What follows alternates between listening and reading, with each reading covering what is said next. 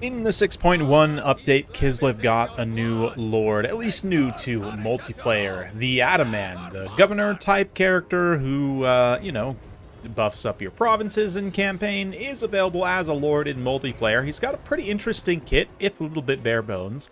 No mount options available, unfortunately, which is a pretty big downside. I would love for him to have some mount options, but you can see him carrying this very nice pistol here. He's essentially got the Kossar loadout, right? He's got an armor-piercing pistol, although theirs are not strictly armor-piercing. Yeah, he's got heavy armor, shield, and an axe. And, yeah, overall, pretty decent stats. In particular, that 65 melee defense is quite good. Only 4,000 HP is pretty low, but he's a pretty cheap foot character, honestly. I think his base cost is something like 700 points, so not bad at all. And not like a world beater by any means, but in some builds in particular, could be pretty decent. The rest of this build, he's got some armored Kossars here as a front line. Big Merc taking some Kossar spears to back them up. He's got some things in the woods hidden around, as well as a Frostworm and Ulrika Magdova as the caster. When she was briefly available for the dwarfs, I realized just how powerful of a character she is, and I think she's honestly a pretty underrated character in that I don't see her super often, but she can be exceptionally powerful. Of course, Lore of Shadows, great all-around combat stat. She's got the hunger because she's a vampire. She used to have 80 armor. I swear it was lower before. But, yeah. Blood Shard. She's got a pretty expensive kit overall. Enfeebling Foe, Melkost Mystifying Miasma. Also has the blinded effect on that Skalliander's Fall. Yeah, overall, very strong characters. So, opposing them, Ikit Claw on his Doom Wheel. We've got Clan Rat Shields up front. Second line with some Rat Ogres, Gorich, and some Doom Flayers mixed here in here as well. Wolf Rat's Poison out on the flanks with some Gutter Runners Poison as well. And let's get things moving as Ikit's gonna scythe through this front line. Start to use his Doom Wheel to great effect. And the Ataman comes charging on in. Gonna get out his axe there and start dishing out some justice. Well, shield bash animation doesn't really do too much. I haven't really studied his attack animations up close that much to see if the splash is decent. Right now, he is having typical, like, direct fire line of sight issues, which is unfortunate. That's another thing about having a mount, is it gives him an elevated firing platform to potentially have better angles to shoot. But Ulrika here leading away, some Rat Ogres, and yeah, just general combat getting underway here. As Doom Flayers and Rat Ogres move through, we see a Flensing Ruin dropping on this here Ataman, and this is a big weakness for sure because of the overall lack of HP. He does pop that Charmed Shield to try and chug off 20% of that damage with the damage resistance there, but it is going to apply a significant amount of damage, and when you don't have much health to give, a spell like that can be pretty debilitating. Not to mention Gorich is in here, and yeah, I mean, this is just a nightmare scenario. Even with the Frostworm, he's pretty much surrounded by Rat Ogres and taking the full brunt of Gorich's damage, which, you know, even with that 65 melee defense, it's not going to do, well, up to 79 here. Yeah, he did pop that Standing Ground briefly as well, and now he's got the Heroic Resilience active, so pretty full kit, honestly, for the Ataman here. He is going to get devastated and destroyed. Not really too surprising. I mean, he is a sort of tanky foot character, but doesn't have any direct healing, and only somewhat limited damage resistance. There's no one alongside him to heal here either. There's no Patriarch or anything, so he just kind of gets killed. But that's okay. Ulrika's here. Skalliander's Fall's active, applying that blinded debuff to Gorich as he fights the Frostworm here. You can see the Frostworm getting a couple of key hits. That is going to swing the fight heavily in its favor. The Gorich also just getting lit up by the Kossar arrows right now. These burly Kislev bros, their bare shoulders, shooting their bows into the nasty big rat. And Gorich just gets absolutely taken out as well. So, yeah, Ulrika with that long range. Skalliander's Fall also has a crazy long uptime. Yeah, 39 seconds uptime, considering she can apply that at very long range. Potentially a huge, huge debuff ability. And Ulrika still has plenty of HP and healing cap space left to fight. She's also got, yeah, that Horseback Prodigy giving her a little bit of extra speed missile damage. What else we got here? Blood Shard, not too charged up yet. The Blood Shard is one thing. The value of it can be a little bit questionable sometimes. But we'll see. Maybe later on in the battle she might get more charged up, get more value from it. But Gorich gets shattered here, which is a pretty big deal. Did he just get straight up killed? Yeah, he just gets straight up killed by the Frostworm. So yeah, the combination of Ulrika and the Frostworm, quite good. Big icy boy is going to come over this way. Try and get in on this bag of bag of rats here. And there are quite the bag of rats. Kind of jumps in, gets a little bit surrounded. The rat ogres in particular are quite dangerous, but Ulrika's also here kind of helping, using that Melkost Mystifying Miasma to slow. Takes a point-blank blast from Ikit's Doomwheel for her troubles, but with her and the Frostworm now kind of formed up together, the rat ogres, I think, are having leadership issues potentially, or they're kind of okay. They're not getting the greatest around here, but it's a relatively even fight, relatively messy, but we'll keep the health bars up for now. Ooh, there we go. A little more times Beowulfs. Those regiment are down. Things in the woods charge on in. They're going to proc a terror out in some of the support infantry here. Ikit actually pulls away, which arguably might be a mistake. He's going to expose his rear. You know, this 4 engineer on the back of his doom wheel furiously pumping. Going to expose that poor guy to some damage.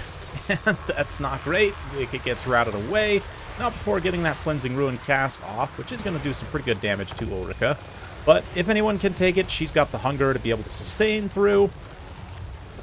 And yeah, it's going to be continuing on that pursuit, see if she can finish off Ikit. Taking a look at the rest of the battlefield here, we've got a handful of regrouping armored and regular Kossars here, able to form somewhat of a cohesive firing line. Able to respond at whatever units come close. These Gunner Runners poison, move up to throw some shurikens, but are going to probably trade pretty inefficiently at that range fight. Ulrika also keeps that Scalliander's Fall active, make sure that Ikit's stats stay down. She stays enough of a combatant to keep him routed, and also just that extra melee attack to guarantee the hits as he is routing. Of course, if Ulrika can actually finish off Ikit here, then that's a great benefit, but she is moving a little bit extra slow on her. You can tell it's not hard for her to keep up. And she does actually have proper pursuit animations. How about that? There's a lot of units in the game that actually don't have proper pursuit animations. So, yep, I love the pile of snow that was briefly there when it got killed. But anyway, yeah, Ikit's claw goes down. Ikit's claw's Doomwheel goes down, rather. A little delayed blast explosion on there. But nonetheless, that is going to be a huge dagger to the leadership of the Skaven. It should be said this is Conquest, so the Conquest points are currently ticking up in Skaven's favor. But let's hit a little fast forward as Ulrika and her giant icy lizard pet are going to, again, terror route a few things. Little Melkost Mystifying Miasma, tactically placed to route off key units. Then try and get back over to that objective in time to secure it. Get this extra armored Kossar bailed out as well. Somehow they still have a single pistol volley. The rest of those armored Kossars and Kossars that formed up there eventually getting rounded off by the numbers of Skaven that remain. But Ulrika, at this point, let's take an assessment. She's got plenty of ammunition, 8 shots left. She's got plenty of healing cap space left. The fact that she's now going to stand here, well, I guess if she's shooting, she's not actually recovering her vigor very efficiently. But yeah, they can now just kind of stand here and wait. The Frostworm's pretty close to routing off, but even one big tear route from it is probably enough to tactically swing things. And yeah, Skaven don't... And they had, what, one volley there to try and finish off its leadership. It actually does get a tear route there before it gets routed away. That blinded contact effect, once again, super long uptime, so they basically don't have a chance of scratching Ulrika, and it leads to a chain rout. So, beautiful game by Ulrika. The Ataman just gets destroyed, but that's okay. He's not too expensive, and we'll talk more about him in just a minute here. You could even cost optimize this to, like, expect him to get destroyed in a way, and potentially allocate some of the gold from his abilities elsewhere. But overall, yeah, Ulrika is the big carry there. Such a powerful character, I think severely underrated, honestly. And as long as you're sort of choosy about what kit you bring on her, because she can be quite expensive, is a very, very strong choice. Also, in combination with the Frostworm, we see that extra support value there on the Frostworm, but just overall great performance. 16,000 damage dealt, 2,700 value. Yeah, we expect good performance from Ikit, and he gets 3,500. I expected maybe a little bit better from Gorich, actually. I guess since the Ataman's so cheap, the time he spent actually sniping him wasn't super efficient in terms of pure damage value. I mean, obviously, still got to do it, but I'm surprised how well the Gutter Runner poison units actually did here as well. They managed to generate some really nice value. potentially vulnerable to getting charged down by something like Winged Lancers here, but that's why you have these mobile units to protect. The Doom Flayers didn't really track them too much, but solid unit overall, especially against a faction with a decent amount of armored infantry, which Kislev certainly are. But yeah, Ulrika, that's the Ulrika show today. Anyway, let's quickly talk about the Ataman. Yeah, I really wish he had a mount option. Whoops, not quest battles, because honestly, if he did, that would help quite a bit in terms of his viability. Yeah, only 700 base cost, which for all this isn't too bad. The one thing, I don't know how much of his ammunition, I should say, how many missile attacks he's actually going to be able to make.